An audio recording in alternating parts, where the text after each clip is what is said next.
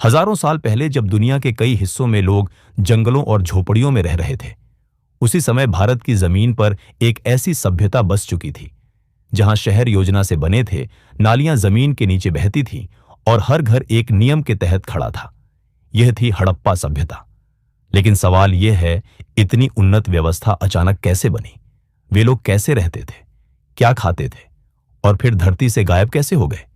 ऐसे ही रोचक फैक्ट हड़प्पा सभ्यता की इस डॉक्यूमेंट्री में मिलेंगे, इसलिए वीडियो को अंत तक देखिएगा। और अगर आपको ऐसी ही रोचक और रिसर्च की हुई डॉक्यूमेंट्री पसंद है तो चैनल को सब्सक्राइब जरूर करिए, क्योंकि ऐसी डॉक्यूमेंट्री बनाने में हमें घंटों मेहनत और रिसर्च करनी पड़ती है।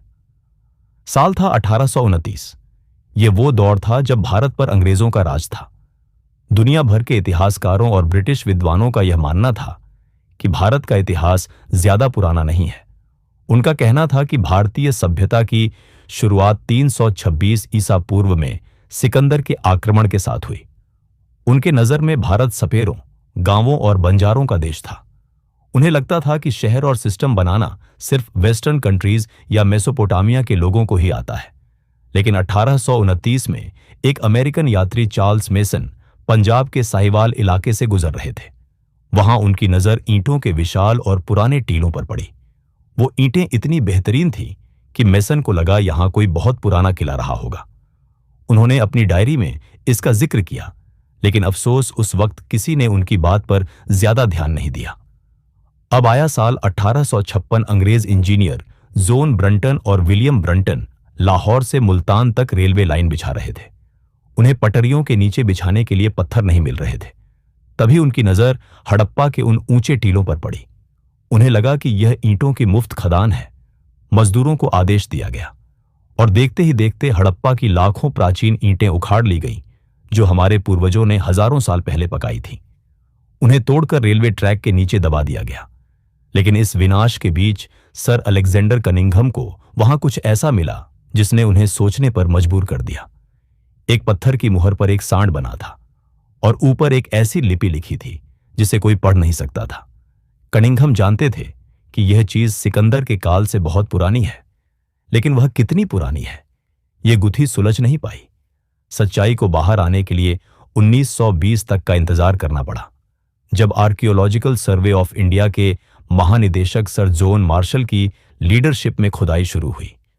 पंजाब में दयाराम साहनी ने हड़प्पा की जमीन खोदी और सिंध में राखालदास बनर्जी ने मोहनजोदड़ो के टीलों को हटाया। जैसे जैसे मिट्टी हटी, अंग्रेजों का वो भ्रम भी टूटता गया कि भारत एक पिछड़ा हुआ देश था। वहां नीचे झोपड़ियां नहीं थी, वहां 2 मंजिला पक्के मकान थे, वहां जंगल नहीं था, वहां दुनिया की सबसे बेहतरीन अर्बन प्लानिंग थी। 1924 में जब इस खोज का ऐलान हुआ तो पूरी दुनिया सन्न रह गई। भारत का इतिहास अचानक 2000 साल और पीछे चला गया। दुनिया को मानना पड़ा कि मिस्र और मेसोपोटामिया के साथ साथ भारत में भी एक तीसरी ओर सबसे उन्नत सभ्यता मौजूद थी। और यह खोज सिर्फ हड़प्पा या मोहनजोदड़ो तक सीमित नहीं रही। जब बाद में खुदाई का दायरा बढ़ा तो पता चला कि यह सभ्यता कितनी विशाल थी।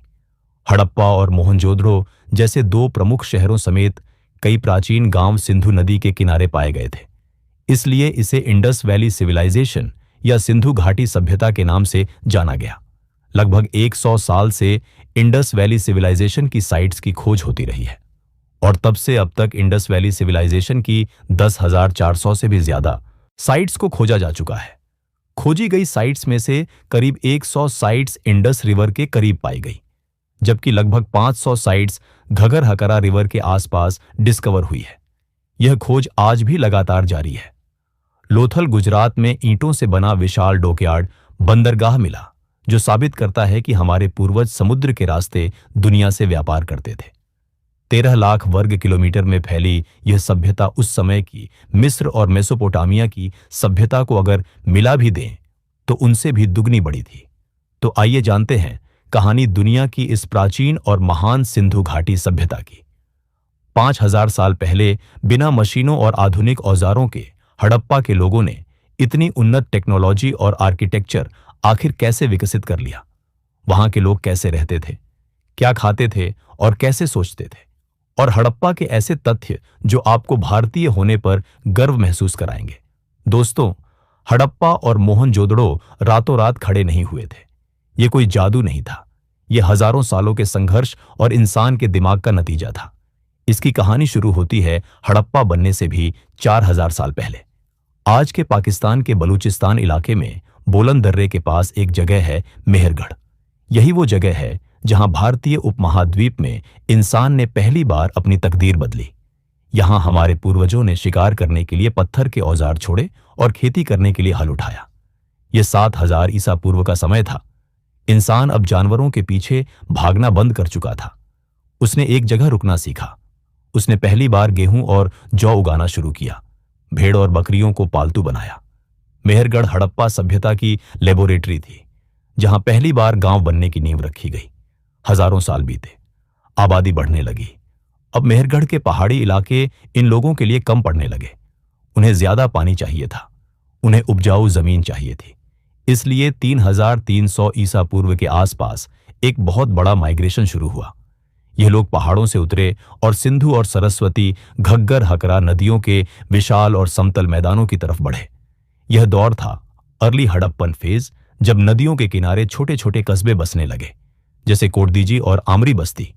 लेकिन ध्यान दीजिए, यह अभी भी वह हड़प्पा नहीं था जिसे हम जानते हैं।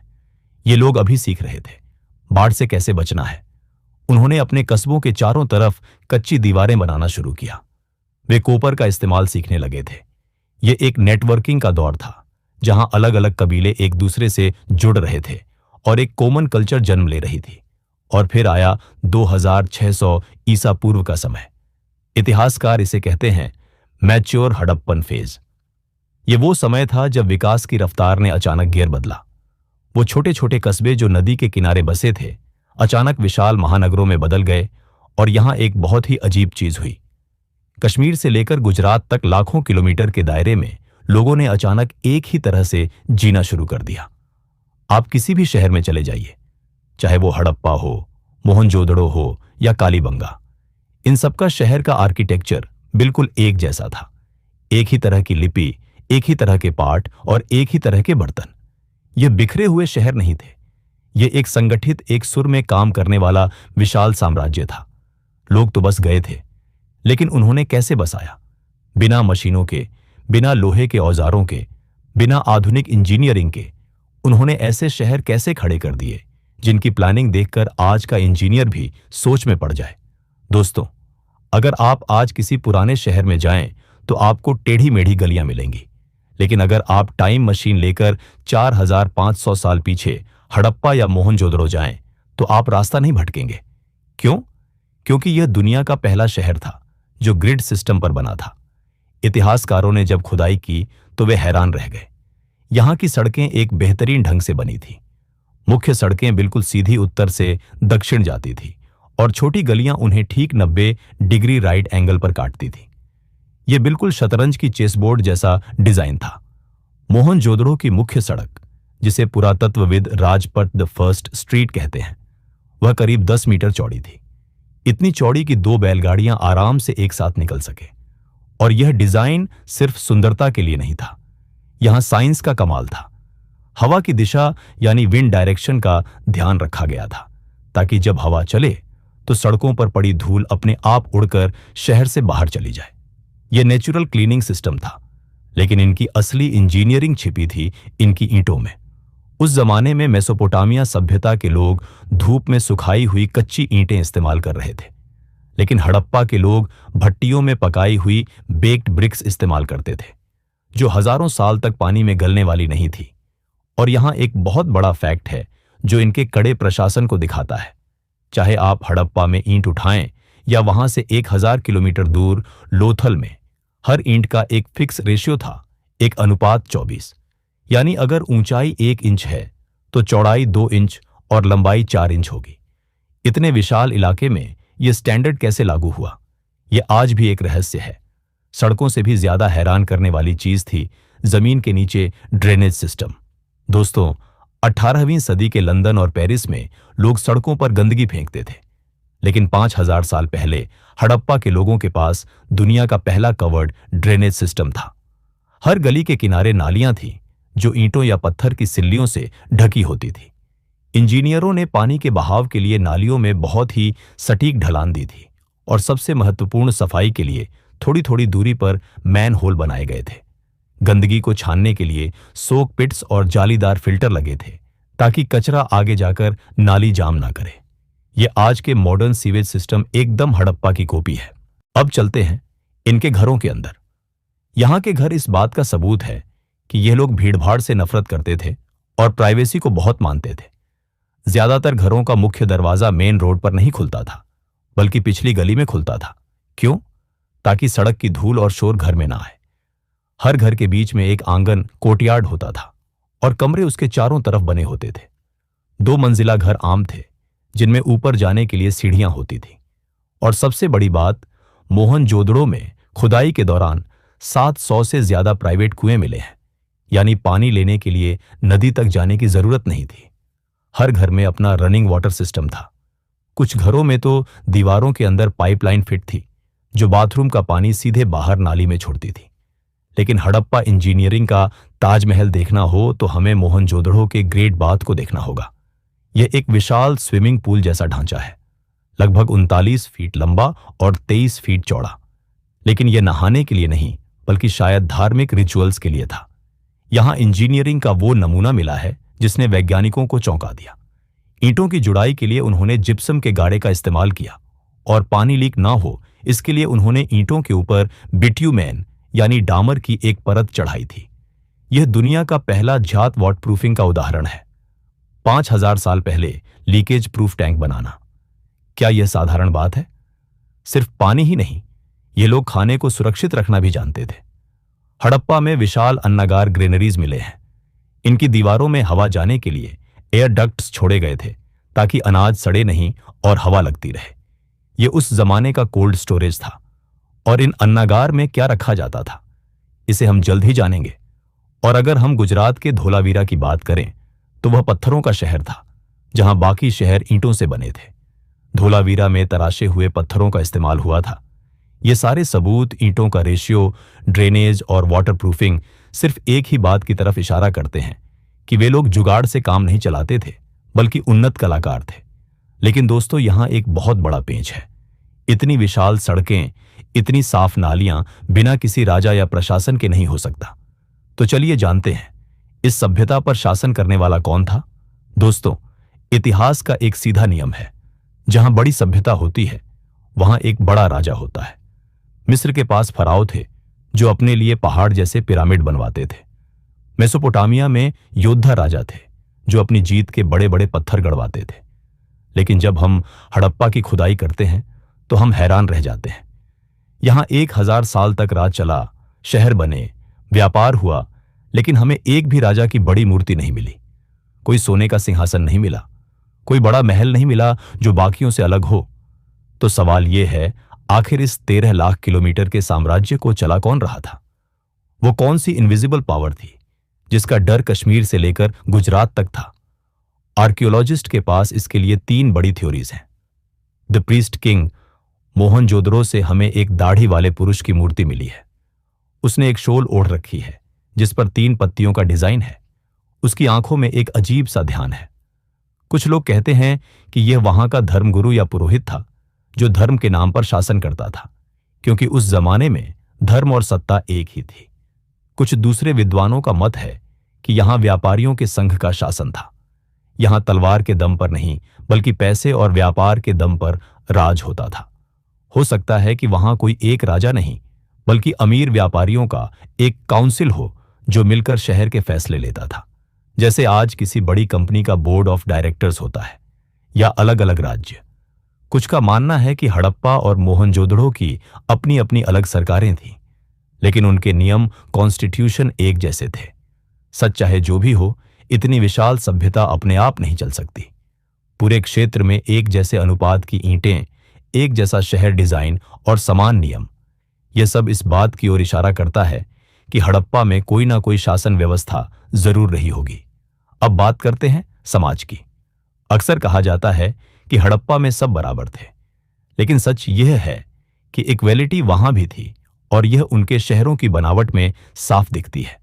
हर शहर 2 हिस्सों में बंटा था। पश्चिमी टीला, यह शहर का पश्चिमी हिस्सा था, जो जमीन से 40 से 50 फीट ऊंचे कच्चे ईंटों के चबूतरे पर बनाया गया था। इसे चारों तरफ से मोटी दीवारों से घेरा गया था। यहां आम आदमी का आना मना था। यहां बड़े बड़े स्नानागार थे, सभा भवन थे और अनाज के विशाल गोदाम थे। इतिहासकार मानते हैं कि यहां शासक वर्ग, पुजारी या शहर के टॉप 1% अमीर लोग रहते थे। यह उस जमाने का वीआईपी इलाका था। दूसरी तरफ पूर्व में नीचे की तरफ बसा था आम शहर। यहां कोई चार दीवारी नहीं थी। यहां व्यापारी, कारीगर और आम नागरिक रहते थे। लेकिन दोस्तों, असमानता सिर्फ ऊपर और नीचे के शहर में नहीं थी। असमानता तो निचले शहर की गलियों में भी साफ दिखाई देती थी। खुदाई में मिले घरों के साइज को देखिए, फर्क साफ हो जाएगा। एक तरफ हमें बड़ी हवेलियां मिली हैं, जिनमें 20 से 30 कमरे होते थे। इनका अपना बड़ा आंगन होता था और सबसे बड़ी लग्जरी, इनके घर के अंदर अपना प्राइवेट कुआं होता था। और ठीक उसी शहर में दूसरी तरफ हमें सिंगल रूम वाले छोटे मकान मिले हैं, जहां पूरा परिवार सिर्फ एक कमरे में रहता था। यानी हड़प्पा कोई स्वर्ग नहीं था। वहां भी अमीर और गरीब के बीच एक गहरी खाई थी। जब हड़प्पा सभ्यता में बिना किसी राजा के इतने उन्नत शहर बसे हुए थे, तो वहां के आम आदमी की जिंदगी कैसी थी? और सबसे बड़ा कि सवाल, वहां के लोग खेती कैसे करते थे? हड़प्पा के लोग सिर्फ शहर बनाने में ही उस्ताद नहीं थे, वे खेती यानी एग्रीकल्चर के भी वैज्ञानिक थे। इतने बड़े शहरों में रहने वाले लाखों लोगों का पेट कौन भर रहा था? जवाब है हड़प्पा का किसान। यह लोग साधारण किसान नहीं थे, यह एग्रीकल्चर साइंटिस्ट थे। इन्होंने जंगल को खेतों में बदला और सूखी जमीन से भोजन उगाया। खुदाई में मिले जले हुए अनाज के दाने बताते हैं कि इनकी थाली कभी खाली नहीं रहती थी। ये मुख्य रूप से गेहूं और जौ उगाते थे। लेकिन इनकी लिस्ट यहीं खत्म नहीं होती। ये चना, मटर, सरसों, तिल और दालें भी उगा रहे थे। यानी इन्हें प्रोटीन और कार्बोहाइड्रेट का पूरा बैलेंस पता था। और खेती करने का तरीका, राजस्थान के कालीबंगा में हमें दुनिया का सबसे पुराना जुता हुआ खेत मिला है। वहां हल की रेखाएं एक दूसरे को 90 डिग्री पर काटती हैं। इसका मतलब है कि वे एक ही खेत में एक साथ दो फसलें जैसे गेहूं और सरसों उगाते थे। इसे आज की साइंस मल्टी क्रॉपिंग कहती है, जिसे हमारे पूर्वज 4500 साल पहले इस्तेमाल कर रहे थे। लेकिन दोस्तों, अनाज तो पूरी दुनिया उगा रही थी। हड़प्पा के किसानों ने दुनिया को एक ऐसी चीज दी जिसने इंसान के रहने का तरीका ही बदल दिया। वो था कपास। जब मिस्र के लोग लिनन पहन रहे थे और यूरोप के लोग जानवरों की खाल लपेट रहे थे, भारत का किसान अपने खेतों में सफेद सोना उगा रहा था। मेहरगढ़ और मोहनजोदड़ो से हमें सूती कपड़े के रेशे मिले हैं। यह दुनिया की पहली टेक्सटाइल इंडस्ट्री थी। अब सवाल यह है कि उन्होंने यह सब उगाया कैसे? क्या वे सिर्फ बारिश के भरोसे बैठे रहते थे? जी नहीं, वे पानी को कंट्रोल करना जानते थे। बलूचिस्तान और सिंध के इलाकों में हमें पत्थरों से बने पुराने बांध मिले हैं, जो बरसाती पानी को रोककर खेतों तक पहुंचाते थे। लेकिन वाटर मैनेजमेंट का सबसे विशाल सबूत गुजरात के धोलावीरा में है। यह पत्थर काटकर बनाए गए 16 विशाल जलाशय रिजर्व्स मिले हैं।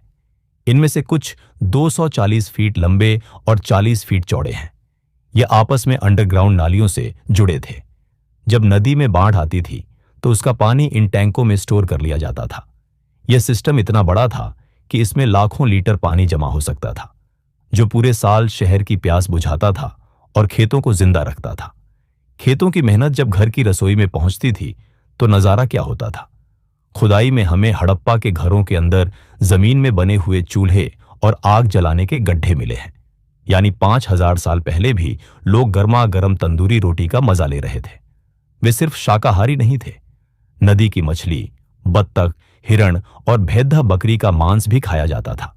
और स्वाद, वैज्ञानिकों ने हड़प्पा के बर्तनों की जांच में मसालों और पौधों के अवशेष पाए हैं। इससे पता चलता है कि 5000 साल पहले भी लोग अनाज को मसालों के साथ पकाते थे।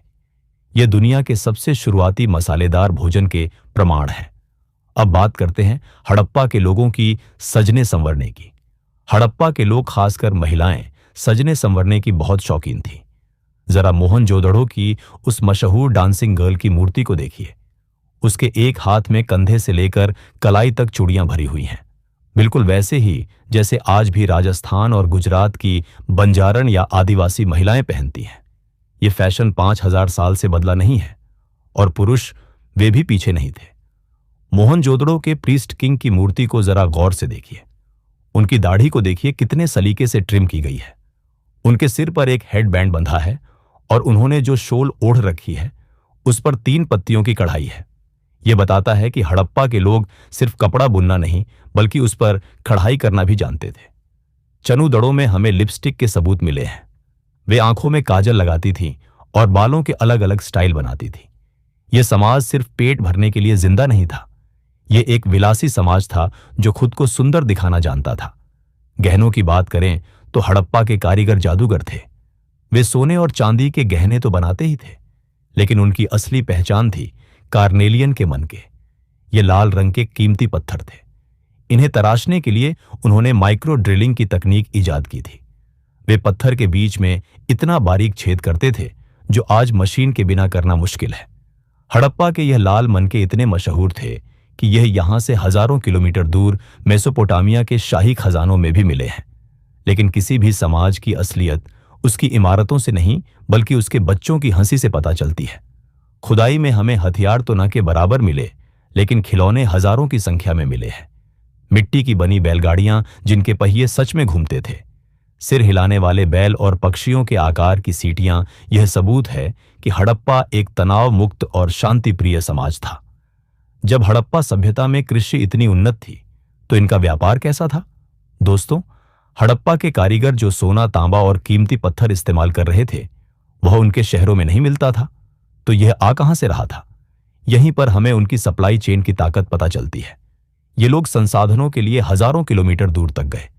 सोना दक्षिण भारत की कोलार खदानों कर्नाटक से आता था, कोपर राजस्थान की खेतड़ी खानों से मंगाया जाता और सबसे मूल्यवान पत्थर लापिस लाजुली सुदूर अफगानिस्तान से लाया जाता था।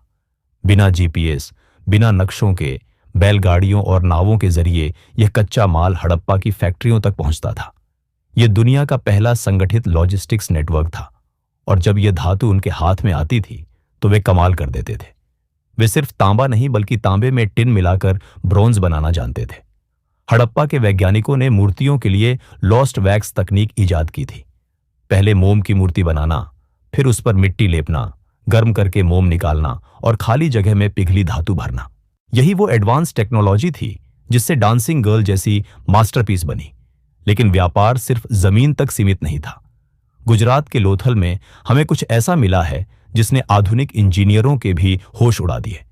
वहां ईंटों से बना एक विशाल तालाब मिला है जो दुनिया का सबसे पुराना ज्वारीय बंदरगाह था।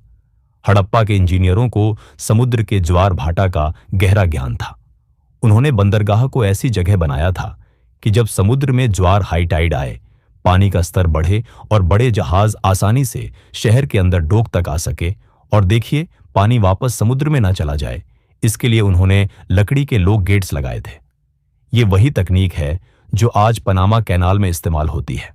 हमारे पूर्वज इसे 4500 साल पहले इस्तेमाल कर रहे थे। यहां से नावें अरब सागर को पार करके सीधे गल्फ कंट्रीज की तरफ जाती थी। हम ये कैसे जानते हैं कि वे विदेश जाते थे? क्योंकि मेसोपोटामिया की पुरानी मिट्टी की तख्तियों पर एक नाम बार बार आता है, मेलुहा। मेसोपोटामिया के राजा गर्व से लिखते थे कि मेलुहा के काले जहाज हमारे बंदरगाह पर लंगर डालते हैं। इतिहासकारों के अनुसार यह मेलुहा कोई और नहीं, हमारा हड़प्पा ही था। वे वहां से हाथी दांत, मसाले, लकड़ी और मोहरें खरीदते थे। हड़प्पा की मोहरें हमें इराक, बहरीन और ओमान में मिली हैं। यानी उस जमाने की ग्लोबल इकोनॉमी में भारत का सिक्का चलता था। व्यापार के लिए पहचान जरूरी थी, इसीलिए वे सेलखड़ी पत्थर की मोहरें इस्तेमाल करते थे। जब सामान की बोरी बांधी जाती थी तो उस पर गीली मिट्टी लगाकर यह सील ठप्पा मार दी जाती थी। यह आज के बारकोड या ब्रांड लोगों की तरह थी। अगर सील टूटी नहीं है मतलब सामान सुरक्षित है। यही वह मोहरें हैं जिन पर वह एक सींग वाला जानवर और उनकी अनसुलझी लिपि छपी है। हड़प्पा समाज में खेती के बाद सबसे बड़ा व्यवसाय था पोट्री यानी मिट्टी के बर्तन बनाना। लेकिन यह गांव के साधारण घड़े नहीं थे। वे फास्ट व्हील यानी तेज घूमने वाले चाक का इस्तेमाल करते थे। पेड़ पौधे, मोर और ज्यामितीय डिजाइन बर्तन पर छपे होते थे। ये बर्तन इतने मजबूत और सुंदर थे कि अमीर घरों से लेकर आम रसोइयों तक हर जगह इन्हीं का राज था। जो शहर समुद्र किनारे थे जैसे नागेश्वर और बालाकोट, वहां के लोग एक अलग ही इंडस्ट्री चला रहे थे। वो थी शंख इंडस्ट्री। कारीगर समुद्र से शंख निकालते थे और उनसे चूड़ियां, करचूल और पच्चीकारी का सामान बनाते थे। हड़प्पा की शंख की चूड़ियां पूरे उपमहाद्वीप में मशहूर थी। जरा उन शहरों की दीवारों को याद कीजिए, लाखों ईंटें एक सीध में एक जैसी जुड़ाई। ये काम था राजमिस्त्रियों का। हड़प्पा में राजमिस्त्री एक बहुत इज्जतदार पेशा रहा होगा, क्योंकि नालियों की ढलान से लेकर कुओं की गोलाई तक सब कुछ परफेक्ट बनाने की जिम्मेदारी उन्हीं की थी। जब हड़प्पा सभ्यता के लोग व्यापार में इतने व्यस्त रहते थे तो वे लोग किसे पूजते थे, और क्या हमारे देवी देवताओं जैसे उनकी भी मान्यता थी? दोस्तों, उस दौर में मिस्र और मेसोपोटामिया में धर्म का मतलब था राजाओं की ताकत। वहां के राजा अपने लिए पहाड़ जैसे बड़े बड़े मंदिर बनवाते थे ताकि जनता डरी रहे। लेकिन हड़प्पा, यहां खुदाई में हमें एक भी टेंपल नहीं मिला, कोई विशाल मूर्ति नहीं मिली जिसके सामने हजारों लोग झुकते हो। तो क्या ये लोग नास्तिक थे? जी नहीं। इनका धर्म इमारतों में नहीं, नेचर में था। यह लोग शायद इतिहास के पहले ऐसे इंसान थे जिन्होंने ईंट पत्थर को नहीं बल्कि उस शक्ति को पूजा जिससे जीवन चलता है। खुदाई में हमें हजारों की तादाद में मिट्टी की बनी महिलाओं की मूर्तियां मिली हैं। इन्हें पुरातत्वविद मातृदेवी यानी मदर गोडेस कहते हैं। यह मूर्तियां सजी धजी हैं, सिर पर पंखे जैसा मुकुट है और गले में गहने हैं। शायद यह लोग धरती मां की पूजा करते थे जो सबको अनाज और जीवन देती है। यह इशारा करता है कि हड़प्पा समाज में फीमेल पावर का सम्मान सबसे ऊपर था। लेकिन सबसे बड़ा रहस्य छिपा है एक छोटी सी मुहर पर। मोहनजोदड़ो से मिली इस सील को ध्यान से देखिए। इस पर एक पुरुष योग मुद्रा में बैठा है, बिल्कुल वैसे जैसे आज हम पतंजलि के योग में बैठते हैं। उसके सिर पर सींग का मुकुट है, उसके 3 चेहरे हैं और उसके चारों तरफ जानवर हैं, हाथी, बाघ, गैंडा और भैंसा। इतिहासकार इसे पशुपतिनाथ कहते हैं। पशुपति यानी जानवरों का मालिक। बहुत से विद्वान मानते हैं कि यह भगवान शिव का सबसे पुराना रूप है। हड़प्पा के लोग प्रकृति प्रेमी थे। उनकी मोहरों पर पीपल के पेड़ की तस्वीरें मिलती हैं, जिसे आज भी भारत में पवित्र माना जाता है। वे कुबड़ वाले सांड और नाग की पूजा करते थे, और एक चिन्ह जो आपको चौंका देगा, स्वस्तिक। हड़प्पा की कई मोहरों पर हमें स्वस्तिक के निशान मिले हैं, वही निशान जो आज भी हर भारतीय घर के दरवाजे पर शुभ काम के लिए बनाया जाता है। हमारी संस्कृति की जड़ें कितनी गहरी है, यह उसका सबूत है। लेकिन हर जगह पूजा का तरीका एक जैसा नहीं था। राजस्थान के कालीबंगा और गुजरात के लोथल में हमें घरों के अंदर ईंटों से बने अग्निकुंड मिले हैं। शायद वहां के लोग मूर्ति पूजा की जगह हवन या यज्ञ जैसी रस्में निभाते थे। ये डाइवर्सिटी ही इस सभ्यता की खूबसूरती थी। ये लोग मरने के बाद क्या करते थे? मिस्र के लोग मम्मी बनाते थे, लेकिन हड़प्पा के लोग शवों को दफनाते थे। कब्रों में सिर हमेशा उत्तर दिशा की तरफ रखा जाता था, एक ऐसी प्रथा जो आज भी मानी जाती है। और सबसे दिलचस्प बात, वे शव के साथ मिट्टी के बर्तन, मनके और कभी कभी तांबे का दर्पण भी रख देते थे। शायद उनका मानना था कि अगले जन्म में इन चीजों की जरूरत पड़ेगी। दोस्तों, हड़प्पा के लोग सिर्फ ईंटें जोड़ना और अनाज उगाना नहीं जानते थे, वे जीवन का जश्न मनाना भी जानते थे। इसका सबसे बड़ा सबूत मिलता है मोहनजोदड़ो के एक घर से। वहां हमें 4 इंच की एक कांसे की मूर्ति मिली है, जिसे दुनिया डांसिंग गर्ल के नाम से जानती है, जिसका जिक्र हमने अभी थोड़ी देर पहले किया था। जरा उसके खड़े होने के अंदाज को देखिए। एक हाथ कमर पर, सिर थोड़ा सा पीछे झुका हुआ और चेहरे पर एक गजब का आत्मविश्वास। उसका एक हाथ ऊपर से नीचे तक चूड़ियों से भरा है। यह कोई देवी नहीं है, यह एक कलाकार है। यह बताती है कि हड़प्पा की शाम खामोश नहीं थी। वहां संगीत बजता था, ढोलक की थाप होती थी और नृत्य होता था। त्योहार मनाते थे। लेकिन वो कौन से त्योहार थे, वो कौन से गाने गाते थे, ये हम नहीं जानते। हम उनके त्योहारों का नाम इसलिए नहीं जानते क्योंकि उनकी लैंग्वेज हमारे लिए आज भी एक अनसुलझा रहस्य बना है। हड़प्पा की खुदाई में हमें 4000 से ज्यादा ऐसी चीजें मिली हैं जिन पर कुछ लिखा हुआ है। जरा सोचिए दोस्तों, जिस दिन यह लिपि पढ़ ली गई उस दिन क्या होगा? हमें पता चल जाएगा कि वह कौन सा त्योहार मनाते थे। क्या वो आज की होली या बैसाखी जैसा कुछ था? दोस्तों, 1900 बीसी आते आते सिंधु घाटी की हवाओं में कुछ बदल गया था। वो शहर जो 700 साल से दौड़ रहे थे, अब उनकी सांसें फूलने लगी थी। मोहनजोदड़ो की सड़कों पर अब सफाई नहीं होती थी। वो नालियां जो कभी इंजीनियरिंग का नमूना थी, अब कचरे से जाम हो गई थी। लेकिन क्यों? आखिर इतना शक्तिशाली समाज घुटने क्यों टेक रहा था? सालों तक हमें इतिहास की किताबों में हड़प्पा के अंत के बारे में पढ़ाया गया। 1940 के दशक में मशहूर ब्रिटिश पुरातत्वविद सर मोर्टिमर व्हीलर ने एक थ्योरी दी, एरियन इन थ्योरी। उन्होंने कहा कि बाहर से आए हमलावर आर्यों ने हड़प्पा के शांतिप्रिय लोगों का कत्लेआम किया। उन्होंने ऋग्वेद का हवाला देते हुए कहा, जहां पर इंद्र द्वारा पुर यानी किले का नष्ट करने का उल्लेख है। लेकिन दोस्तों, आधुनिक विज्ञान ने इस थ्योरी को जड़ से उखाड़ने का काम किया है। बाद में अमेरिकी पुरातत्वविद जॉर्ज एफ टेल्स ने मोहनजोदड़ो का दोबारा अध्ययन किया। उन्होंने अपनी research the mythical massacre at Mohenjodaro में साबित किया कि वहां मिली हड्डियों पर युद्ध या हथियारों के कोई निशान नहीं थे। वे लोग हमले में नहीं बल्कि बीमारी, मलेरिया और कमजोरी से मरे थे। राखीगढ़ी हरियाणा के ताजा डीएनए टेस्ट भी यही बताते हैं कि कोई विदेशी हमला नहीं हुआ था। तो अगर कोई दुश्मन नहीं आया तो कातिल कौन था? कातिल कोई इंसान नहीं बल्कि जलवायु थी। जियोलॉजिस्ट और आईटी खड़गपुर की ताजा रिसर्च एक डरावनी कहानी सुनाती है।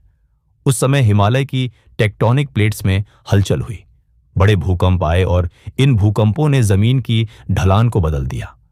हड़प्पा की जीवन रेखा 2 नदियां थीं, सिंधु और सरस्वती नदी, जिनके किनारे इस सभ्यता की 60% बस्तियां जैसे कालीबंगा बनवाली बसी थी। सरस्वती एक विशाल नदी थी, लेकिन टेक्टोनिक शिफ्ट की वजह से सरस्वती को पानी देने वाली 2 सहायक नदियां यमुना और सतलुज ने अपना रास्ता बदल लिया। यमुना पूरब की तरफ मुड़कर गंगा से मिल गई और सतलुज पश्चिम की तरफ मुड़कर सिंधु में जा मिली। नतीजा, विशाल सरस्वती नदी अनाथ हो गई और धीरे धीरे सूख कर नाला बन गई। और मुसीबत कभी भी अकेले नहीं आती। ठीक उसी समय पूरी दुनिया में मानसून कमजोर पड़ गया। इसका एविडेंस नासा के द्वारा लिए गए सैटेलाइट में भी देखा जा सकता है। जब नदियां सूखी और बारिश बंद हुई तो इसका असर सीधा फूड चेन पर पड़ा। पानी नहीं था तो वह डबल क्रॉपिंग बंद हो गई। अनाज के गोदाम खाली होने लगे। जब सरप्लस अनाज ही नहीं बचा तो वे बेचते क्या? लेकिन दोस्तों, हड़प्पा के लोग मरे नहीं। वे बहुत जिद्दी और समझदार थे। जब उन्होंने देखा कि शहर अब कब्रगाह बन रहे हैं तो उन्होंने फैसला लिया। माइग्रेशन का उन्होंने अपने प्यारे शहरों को, अपने पूर्वजों के घरों को हमेशा के लिए अलविदा कहा। वे सिंधु और सूखी हुई सरस्वती को छोड़कर पूरब और दक्षिण की तरफ चल पड़े, जहां गंगा और यमुना के मैदान हरे भरे थे। आज का पश्चिमी उत्तर प्रदेश, हरियाणा, गुजरात और उत्तरी महाराष्ट्र, यही उनका नया घर बना। दुनिया के दूसरी ओर एक और उतनी ही उन्नत सभ्यता थी, माया सभ्यता। लेकिन एक दिन अचानक इतिहास से मिट गई। यदि देखना चाहते हैं तो हमारे चैनल को सब्सक्राइब अवश्य कर लीजिए तथा आपको हमारी ये जानकारी कैसी लगी हमें कमेंट करके जरूर बताएं। तो चलिए दोस्तों, मिलते हैं फिर अगली वीडियो में। तब तक के लिए धन्यवाद।